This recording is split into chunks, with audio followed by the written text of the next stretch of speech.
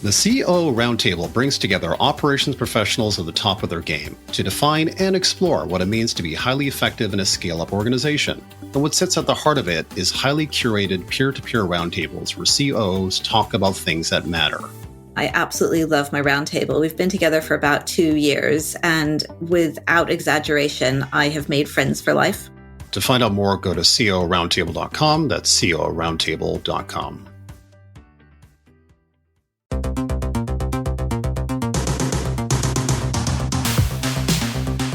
Hello, and welcome to another episode of The Operations Room, a podcast for COOs. I am Brandon Minsinger, joined by my lovely co-host, Bethany Ayers. How are things going, Bethany?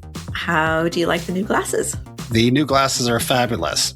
So I'm mostly convinced. I feel like they're maybe a bit too low. There's a bit too much eyebrow. This is one where we're going to have to do a bit of a video or have like a picture for everybody to see what I'm talking about. But on the whole, I like them. And they are... I think my optometrist was calling them multifocal rather than varifocal. So maybe that's the new name. But he also calls them spectacles. So he might just be inventing his own. So basically the top is looking far away. The middle is, for me, +1. And then reading is +1.5. Okay, so I think I have two then. I have like one for my classic, I can't see far away. And then I've just got the pure reading one. So I was expecting, because of the way everybody's talked about it, that I was going to put these on and my whole world was going to be horrible and I was going to fall over for days. But it hasn't been bad at all. Like, I don't notice I think maybe because it's only +1 and 1.5, I don't notice big changes. Sitting down, everything was fine when I tried them on. Then she had me stand up and I was like, whoa, somehow I'm walking on a bouncy castle. But very quickly, I got used to the bouncy castle, and now like the world is starting to be a bit flatter. I mean, you get used to it super fast. I mean, I was told the same thing. I'd be disoriented for a while because it's weird to like your eyes have to focus in the right spot. I think within, 2 hours, I was perfectly fine, and I haven't looked back since, so it's not that bad. Yeah, and it's so nice to be able to pick up my phone and read, and to be able to look out and read. Like, it's just, it's so nice. All right, so any special events this week? I went to a local Globe event last night. I think it's called Open Court. I always find it difficult when people like have their main brand and then they have other brands and then you have to remember all the different rules. But I think it was called Open Court. I think it's happening once a month. It happened a bit last year and this was the first one for this year. And it's just bringing the community together and having different speakers. And I forget how good local Globe are. I'm not just saying that because they're an investor. You know, their offices are really, we've been to them like for a COO event. They're really open and generous about using their offices. They do a lot of community work. This event, the age range was probably 18 to 70. And everybody who was just interested in AI. The speakers had the business leader, I can't remember, he has a weird title, but the granola person in charge of money. And then the head of AI and ML for Spotify. It was interesting, but also I was like, wow, I know, like, despite being in this space, but being on the business side, so little. He was such an impressive person.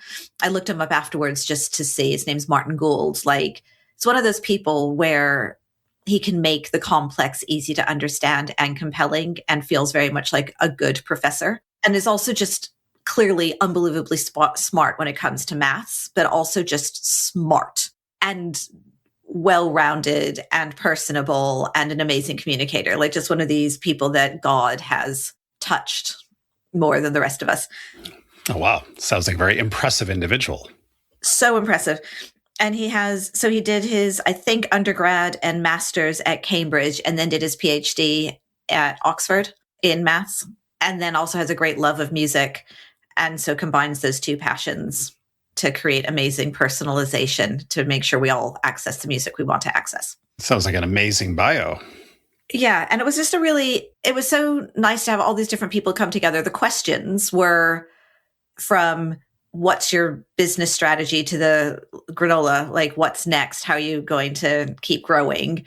To questions I can't even paraphrase on like the level of maths that people in the audience were asking the Spotify guy. And I'm just like, it's great to see how vibrant the London startup community is and how diverse it is. I just got a real buzz from it.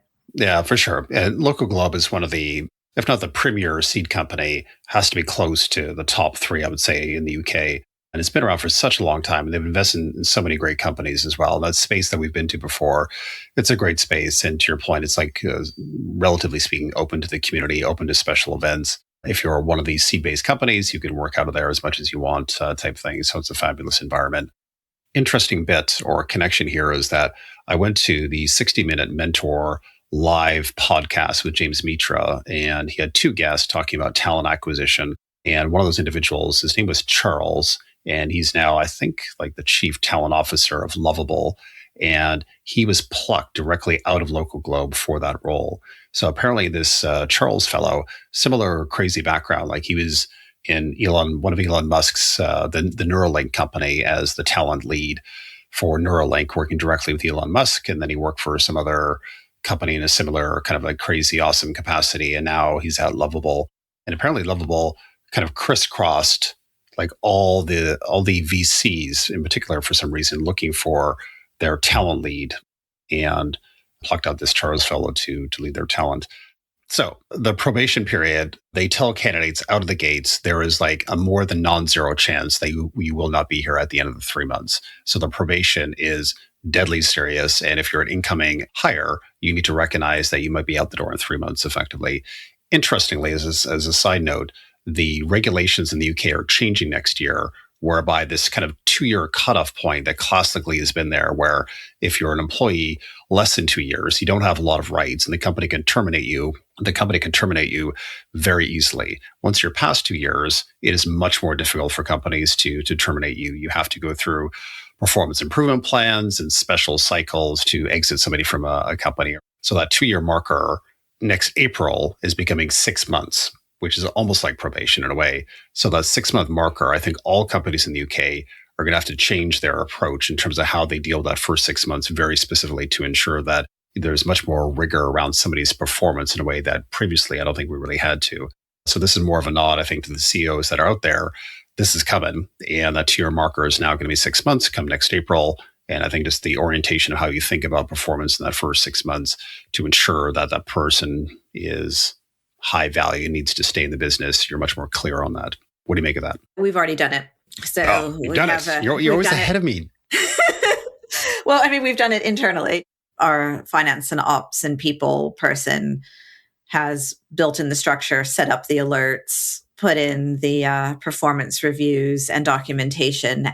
So we now have a much more rigorous 0 to 6 month process than we did previously. So when it's rolled out, we're ready. Oh man, you're gonna have to give me some crib notes here on what to do. Yeah.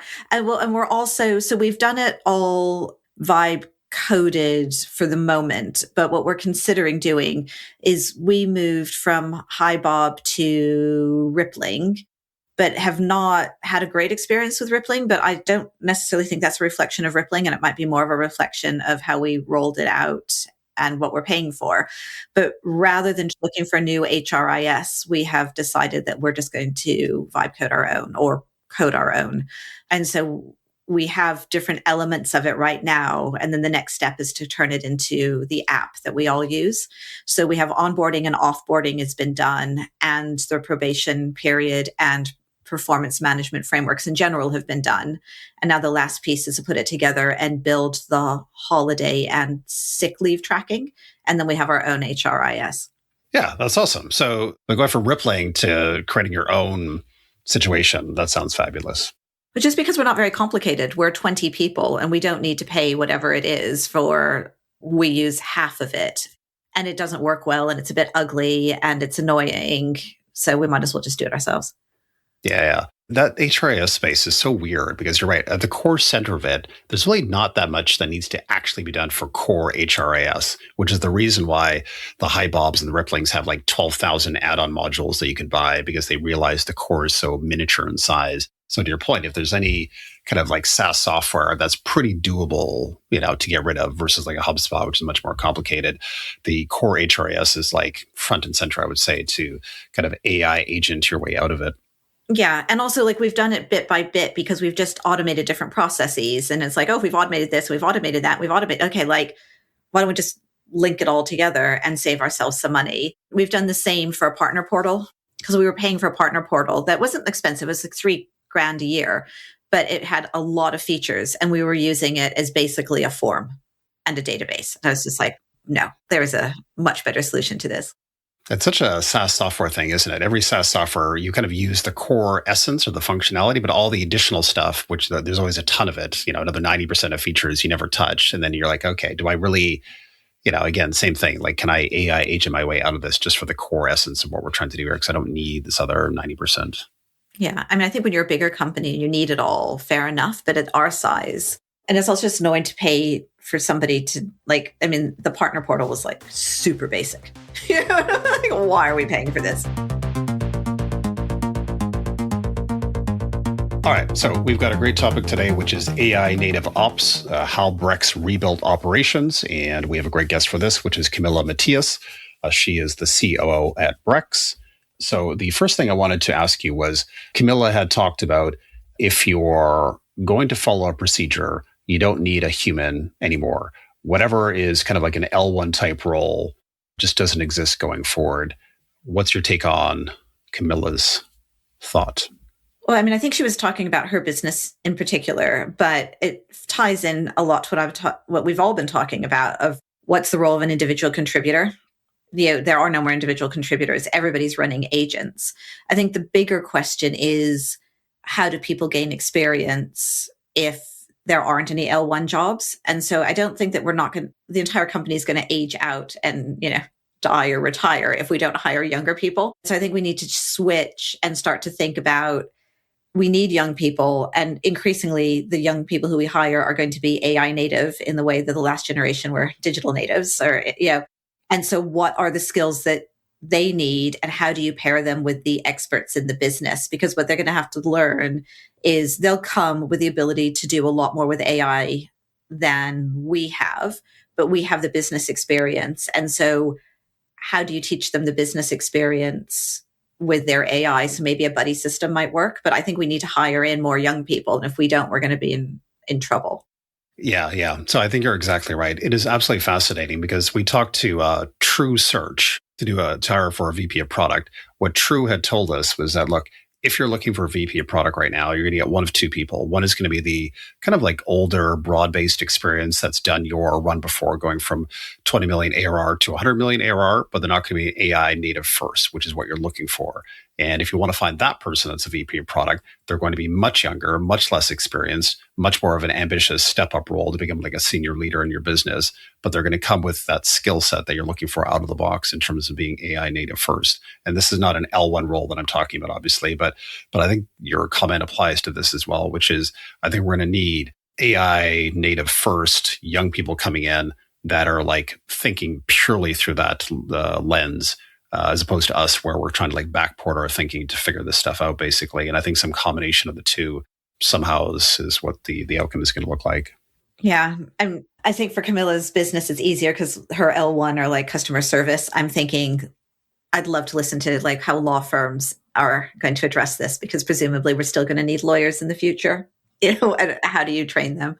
So when she was transforming Brex, and she did a fabulous job of this, and you'll hear this a little bit later in the interview that we do with her, she was saying that the real unlock was intensity and operating like a seed-based company. So she was saying Brex is quite a large organization, but she had to think from like a seed point of view in the way of like saying to herself and her team, I'm the CEO of the company. I have a responsibility for this entire organization, but you know what? I'm not going to do that. What I'm going to do is like cancel all my meetings, pull together a small team of individuals, including myself, and we're going to go forward with this mantra of AI, being AI native, and build it out from the ground floor. So effectively, in a weird way, she was almost like seconding herself as a CEO to lead the charge at the outset.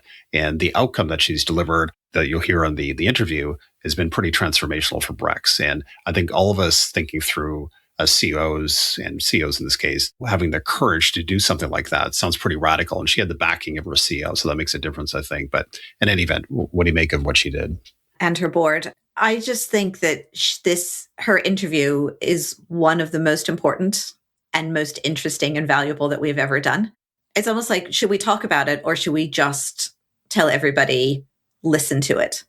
If you want to understand how to cut your cost to serve by 50%, if you want to understand how to truly get efficiency from AI, spend the next, I don't know how long it's going to be, 45 minutes, listening to Camilla.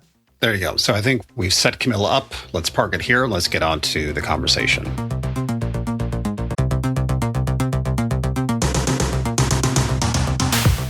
We are revving up the engine of the podcast and looking for a great brand to sponsor the show.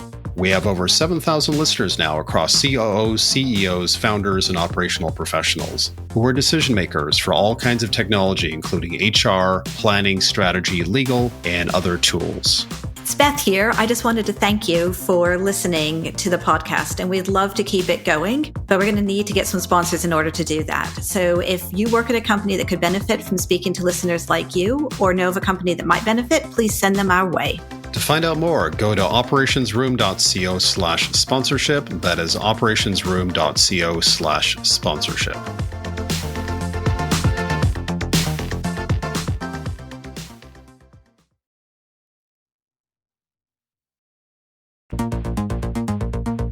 I remember like beginning of like last year, Pedro comes to me. We were having like Pedro's our CEO and founder.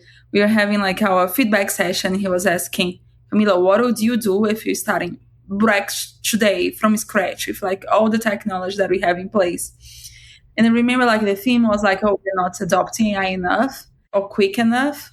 And I look at him as like, oh, I would build everything differently if we had to build now with like everything that is available, the concepts would be different. It's just hard to change. And he was like, okay, so let's rebuild from scratch. And that's the thoughts that I had. Like, okay, what if I would actually rejoin from scratch? What if I would hire my first operator, my first function in ops with all the technology? I remember in the past, everything was about, okay, how do I document things? How do I make sure that I have the right metrics in place, the right SLAs?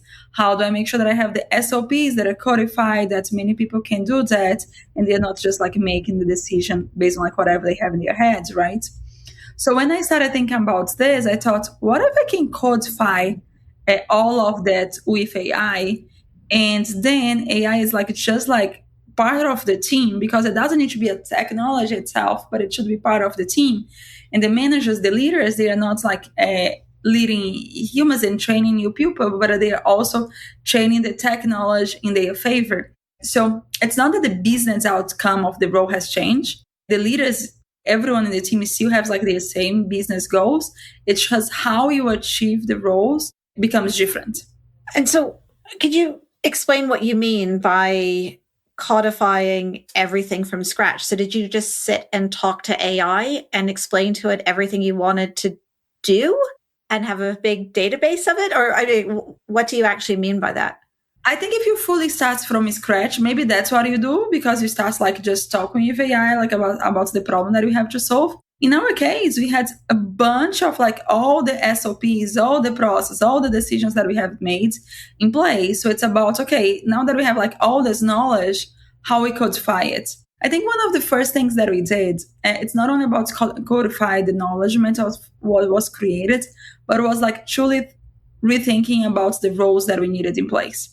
So if you think about very entry levels of operations, it doesn't matter if it's a support function or like an ops or like a risk function, but you normally are expected to follow in detail a procedure. Like, okay, you have to like follow those rules. I think for me, the first thing is if you're going to follow a procedure, you don't need a human anymore. That should be fully done by AI. So whatever is like this L1 type of like role level, this just doesn't exist. And as long as we are all moving towards like this new environment, this is not as necessary, that's going to be the beginning. The second is when you grow in your career, normally you are training more people, normally you are becoming a leader or a subject matter expert, and you're like passing their content or like what do you do, what is all this institutional knowledge to the team. You can still do that, but instead of passing to the team, you're not only going to be doing it to like other to different groups of people, you're actually going to be doing that with AI. So the expectation of like this other type of role is, okay, you need to be able to put your SOP in a prompt. You need to be able to not only like look the metrics, SLAs of like the teammates of like a group, you actually need to be able to do like an eval and see if the agents are performing. So you still have the same type of like fundamentals of like an operator, but you're applying the fundamentals to the agents because the agent should be part of the team. And then you can still have, okay, but who's thinking about strategy? Who's thinking about like the design, like this more like level 3 as you grow like in the ladder, right? Those are still there, but instead of like, okay, how do you create like the organization environments? How you think about org structure? You should actually be thinking about a systems that's compound. You should be thinking like about process that, you have the proper feedback loop that are only getting better. You should be thinking about how you break down a problem into 100 micro steps, because if you break down in many, many tiny steps, you can actually have like the agents building those, which in the past was just not possible. So I think for me, I'm also trying at Matomic to transition us into being an AI native company. And on the engineering side, that's a lot easier, partially because engineers understand more, but also because the technology has been built more for them, and Claude Code and context and the software around the models exists already. I'm finding it more difficult on the commercial side because somewhat because of people, but more because of technology. And some of the software just doesn't do what I want it to do yet. And I don't think it does what the teams want them to do yet. So what are you recommending? What software do you think are things that exist are actually good? So there are two things, because it's not only about the software itself, right? Cloud Code is great. I think there is a fundamental change that you need to do around the talent and say, hey, now you're expected. You shouldn't be expected to do it yourself. You should be expected to do leveraging AI and how you do that. So a simple example, and like, let's use like support, because it's a very like customer facing role that everyone talks about. Okay, everyone thinks about using the software, which is the chat bot, to really reduce contact rate. I think beyond that is now when we train like the new support class, we train them without like an instructor in the room. We train them truly with AI. In the past, you had like to read a bunch of things, watch a bunch of videos, be trained, to like follow someone else that had done the job. Now you actually trained by an AI agent, because that's what you should be doing. These AI agents can put you to like any knowledge management. If you're able to ask the questions very quickly, you are able to instruct and get the information. So if the training starts already different, you get a teammate that is much more proficient with AI to resolve a customer challenge. And then when you go deep, okay, but Camilla, but what's the software? I'm trying to do that. It's not as simple, because then people start using. I think that's where I think like Brex has made the right investments. We invest in ourselves, building a lot of it, building a lot of like the infrastructure. So there was a lot of like engineering investments to getting the whole company ready and operations ready too. So I don't think it's just ops doing it by itself, but it's actually a very close partnership into getting this done, because you need to create like the tools, the systems, and the first layer that allow people to build on top of that. Now, maybe what I think, if I was going in detail here, is I remember that I had the same question as you, Beth, and I was going to propose this whole change to our board. And I was nervous because I thought, okay, the board will say, Camilla, why are we going to invest on reinventing operations if we can invest in having AI within the product? But when I presented, the feedback was actually very positive. Everyone was like, that's amazing. Because if you do invest internally and you have the right tools, you build the taste that you need to build the products that the customers want. So it was actually, everyone agreed, okay, let's just double down and invest in reinventing operations with AI, also from an engineering and R&D perspective. And so what did that look like? I mean, without revealing any trade secrets, additional engineering hired, what's the infrastructure like? Share as much detail as you can. Sure. So then I got everyone on board. I sent the memo and like an email to the whole company. That's what I expect the role to be. This became part of like our roadmap. But the reality is I didn't feel things were moving fast enough. And then this was like maybe May last year. And I was like, oh, all those like new companies, they are able to move quick. So like, what's the difference between what they do and like what you're doing? And then I think it was more like a joke in the beginning. We said, okay, what if we put people together? What if we say we have to operate as a seed company and we have a group of people that will do that? And that leads it. So I remember Pedro was like, okay, let's do it. Our CTO was like, let's do it. Let's recruit your engineers within Brex to do this project. And then I think in 2-3 days, I basically said, okay, this is our budget from a very underfunded seed company. We're going to work from this office. We're going to cancel all the meetings. We're not going to join like regular Brex routines. And including myself, I cancel all my external meetings. And I said, I will spend 4 to 6 weeks in a group with like everyone join the office, going to the office together, spending a whole day with like those problems. What we did, we chose great engineers that have been dealing with those problems, that have been more like AI proficient. And we got like the subject matter experts with them. And then it was like ops and eng together to truly try to rebuild all those solutions. To think, okay, this is like what the SOP says.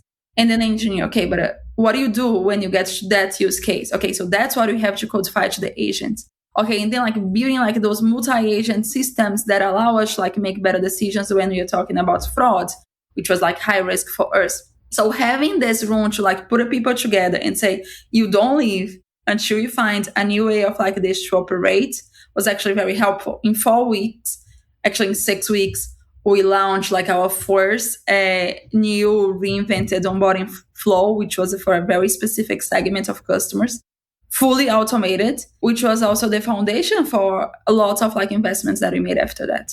And then when you circle back to that board pitch, so this is kind of, I guess, earlier in the cycle slightly, in the board pitch, like what was your pitch, if you can kind of describe it a little bit? Like, because always in these board meetings, there's this question of AI, are you using AI? How effectively are you using it? Why are you not doing more of it? Why are we adding all this headcount, et cetera, et cetera? So for an operator, for a CEO to come into a board meeting to kind of pitch them around kind of the concept of like reinventing workflows and job roles and whatnot, like what was a bit of the detail around the presentation itself and how you kind of pitched it? I'll break down in 3 parts. The first one is I needed a business outcome. I need to convince them that if I would get the investment, that it would be real ROI.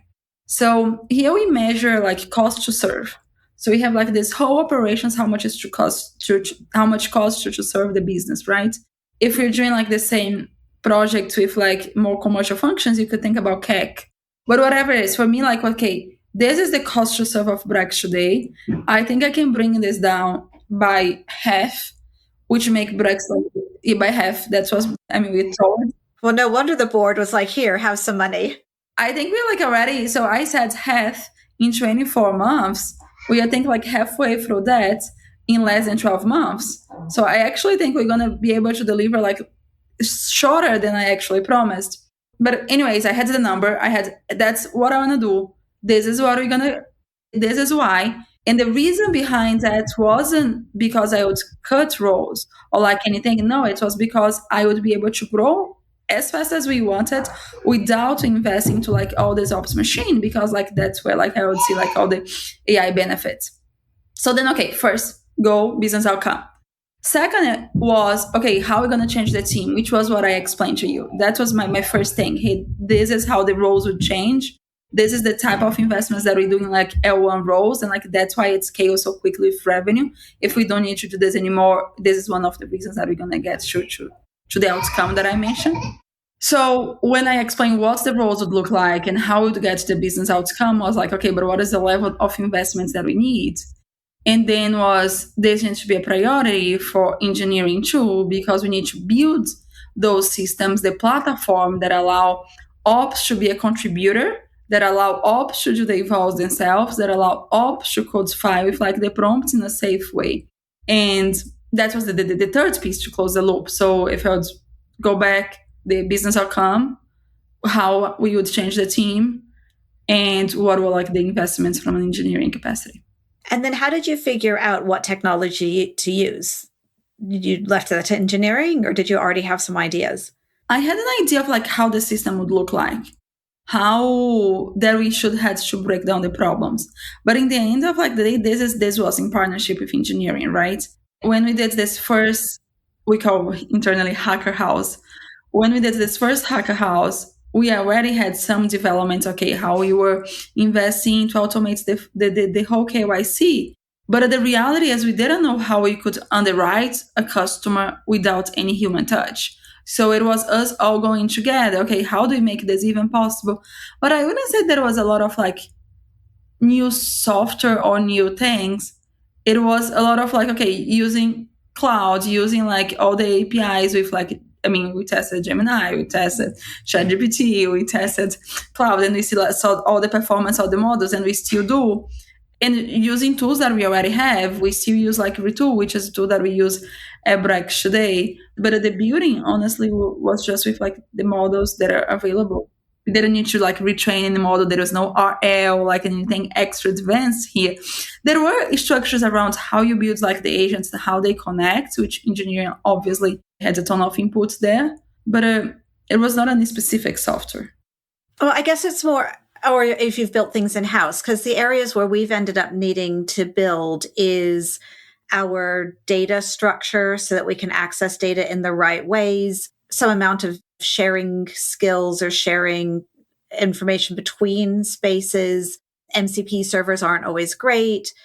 The actions aren't always great. Like there's a lot of engineering needed around the edges. So it's not the model so much anymore that I think matters as how do you get the best out of the model? And that's the part that we're focusing on building at the moment ourselves.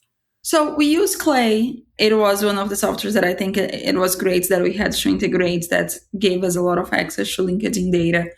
When I'm thinking, we use like some starting companies, we use Accent to spread financials, which was actually very helpful into how we're collecting. We use a lot of like data aggregators that had been adopting AI, but that have been in the market even before the last 3 years. So we use a bunch of them. I don't want to pretend here that we built it all in-house, but it was a mix. But the infrastructure of like how we would build the agent, we just built our own.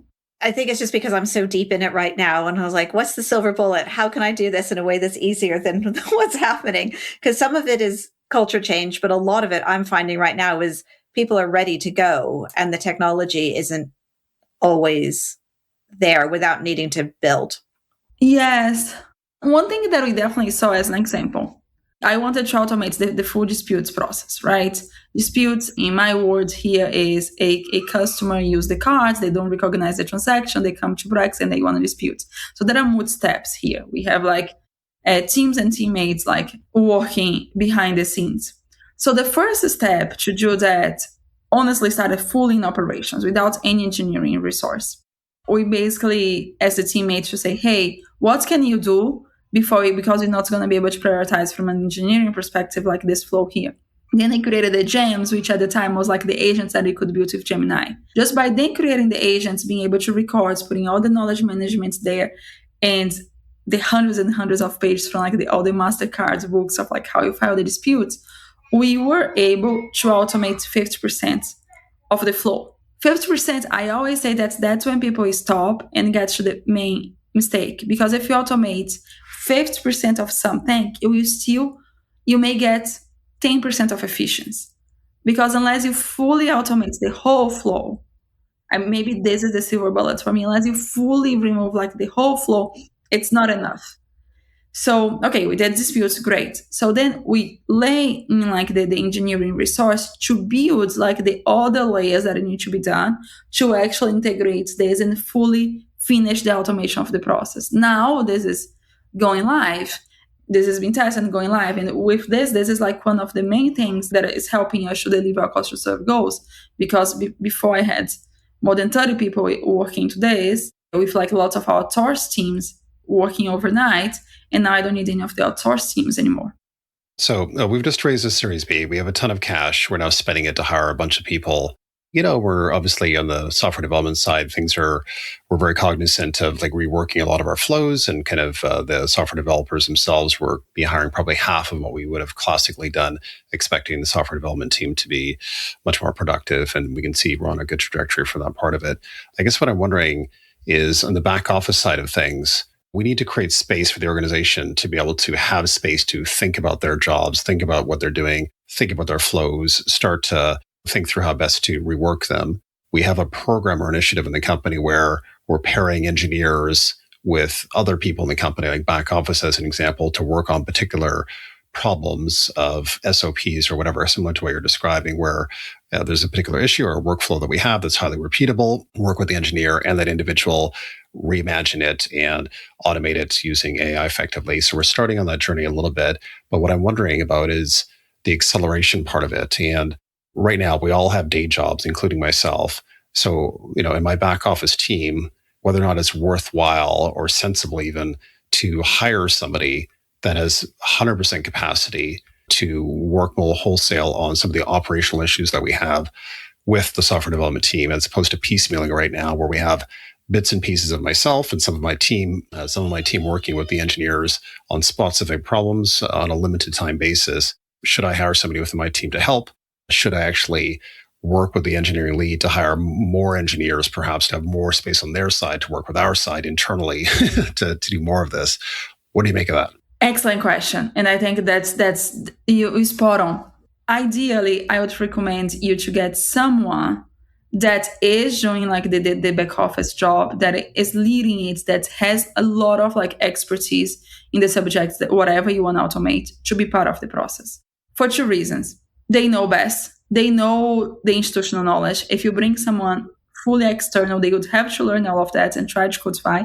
And normally that's when people make a ton of mistakes. So if you're able to bring someone to lead the initiative and pair them up with like the engineers, I think that is very important. I would say that maybe hire a few engineers that know and have built in an environment like more like AI native does helps. So maybe I would invest there, but I leverage operations subject matter experts.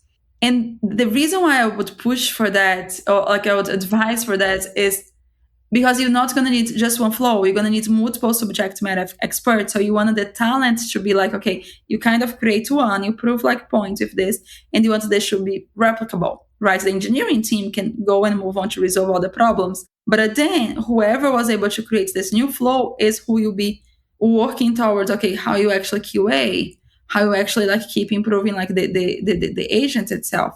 Because it's not once and done. The models keep getting better. You need to always keep testing like the response that are done. And if you are able to be part of like the build, then you create the new L2 of like my crazy matrix that in my head, it does make sense. It has been working. But then you create this new L2 because this person can actually train like this new workforce model. Does that make any sense?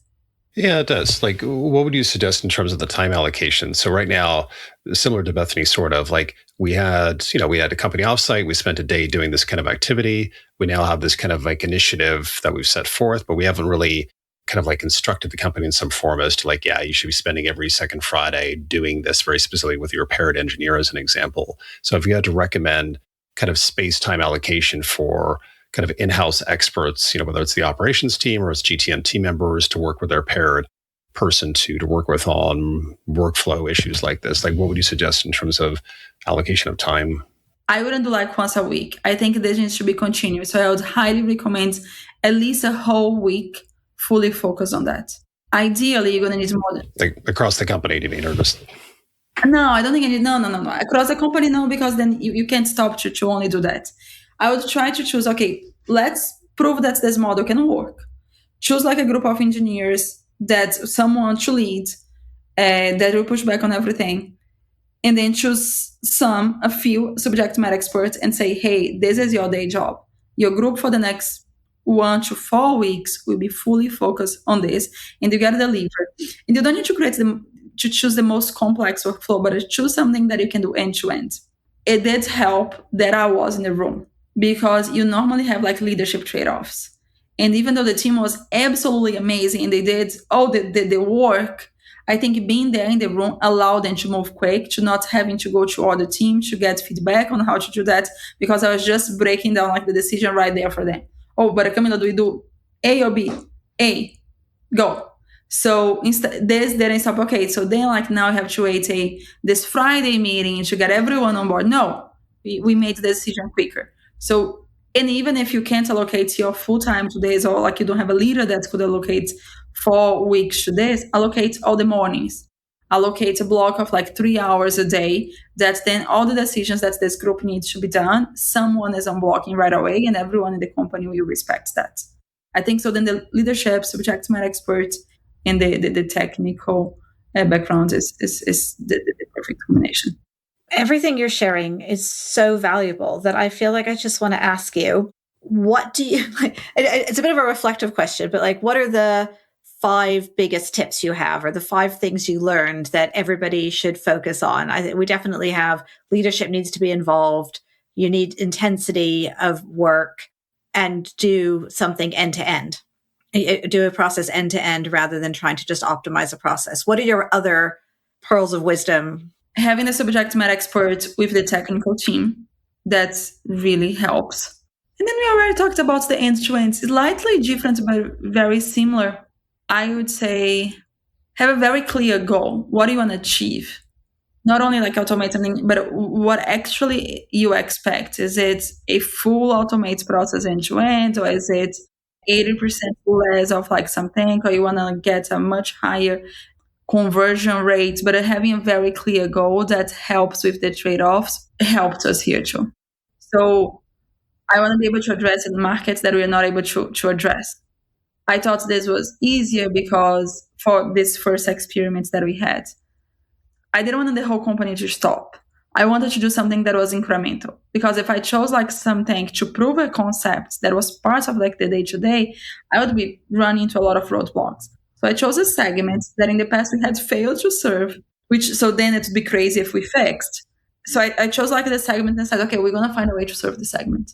But then it's kind of like proof point. Okay, if you're able to solve this, like now let's test with something else that is core to the business. And the second one was like, okay, actually we moved from like this little tangential thing to the largest flow that we have, to the largest volume. And we said, okay, now we need to fix onboarding. So before onboarding was take 5 business days. I want to do this in 5 minutes. So this 5 to 5, it was what led us to deliver what we need to.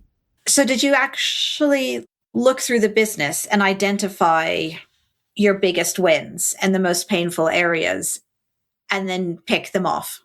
So the way that I prioritized what we need to invest was different. So the first time, we always had the prioritization, and then I went then, hey, I need to deliver this business goal. I need to drop cost to serve by half in 24 months. So that was very clear to me. And then I had to prioritize, okay, what's driving cost to serve, and like what are the things that I'm going to tackle? So that's how everything started.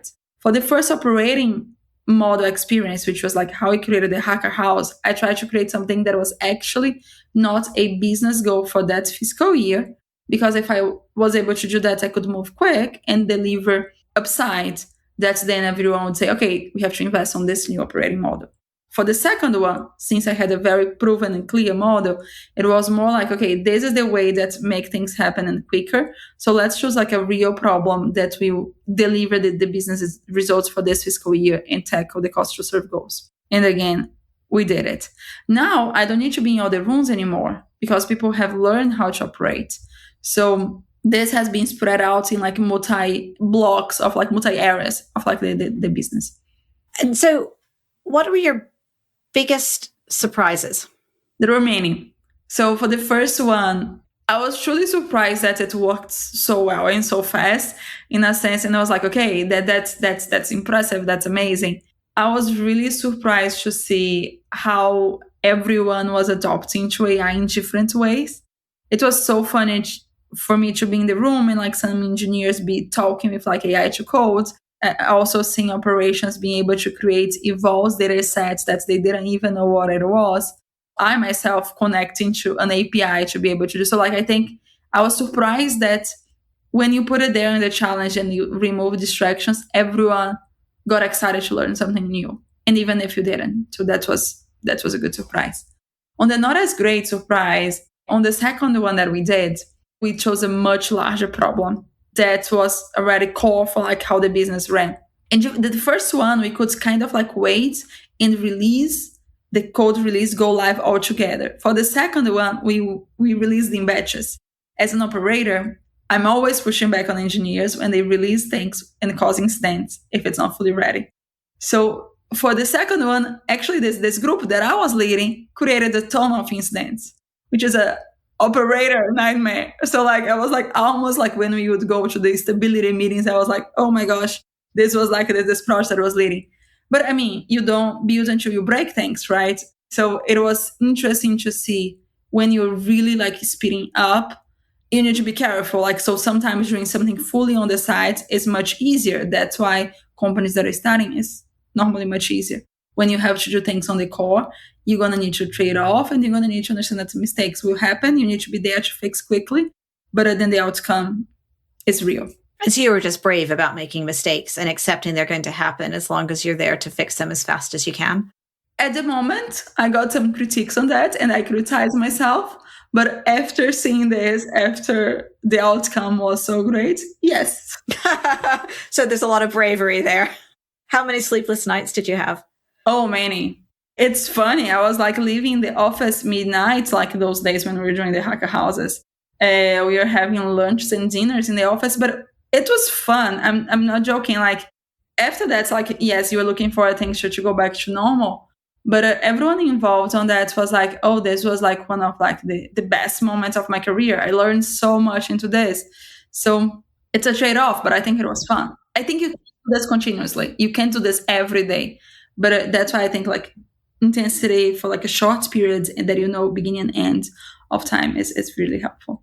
So here's a question for you. So now that you're no longer in the room, and there is, I think you inferred this slightly, but throughout the organization, you've kind of, it's now self-perpetuating to some extent where folks are just doing this. Organizationally, as a CEO, have you done anything to support the company to ensure that it was going to be embedded? So any kind of like, showcasing of demos type situation, or what was your way of embedding it? Two different things. One is from an engineering perspective and like keeping the ops partnership with engineering, because I think it's key. I want to make sure that it was in the roadmap and I'm still very close to like overall, like what's the roadmap, how we're going to prioritize and why. So we continue to deliver the goals. On the other side, I want to make sure that I have like more and more SMEs to get ready for that. So we have like monthly ops all hands where we always celebrate the AI spotlight.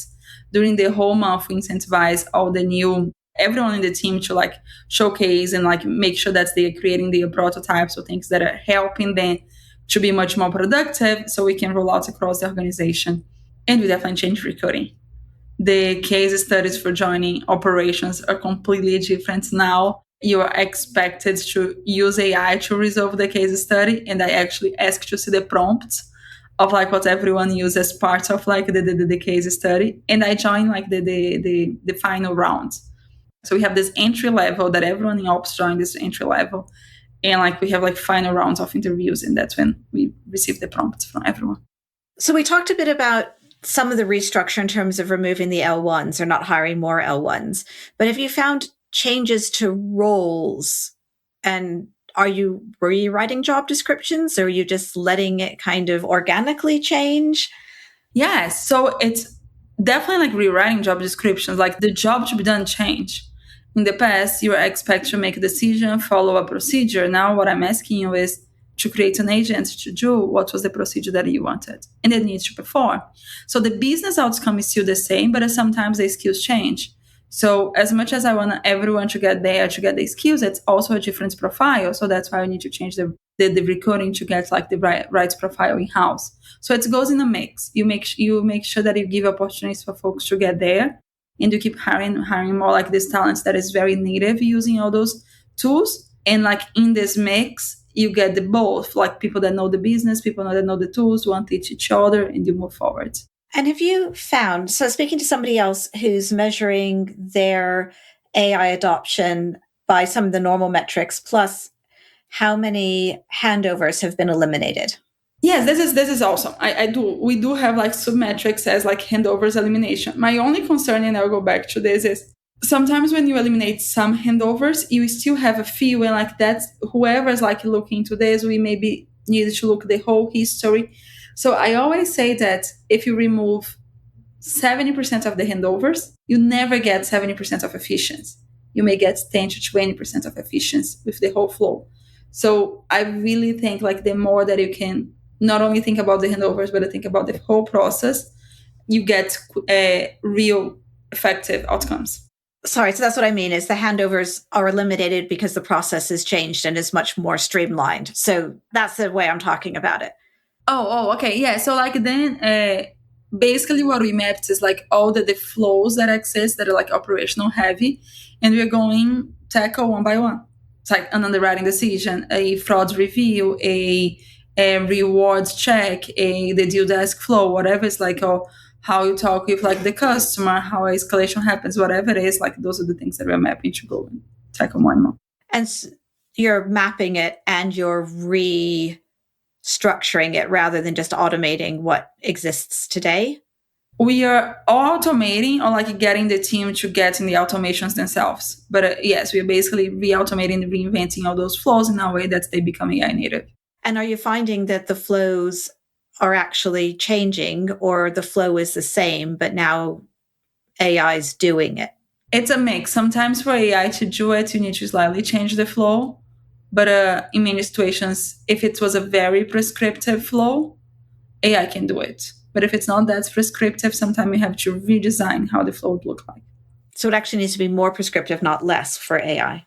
Yes. So that's why it's the beauty. You have to break down to very, very, very small steps, because if it's tiny, it's very prescriptive, and that you can fully do. We are running out of time. A fascinating conversation, but everybody has to answer the final question, which is if our listeners can only take one thing away from the conversation, what is it?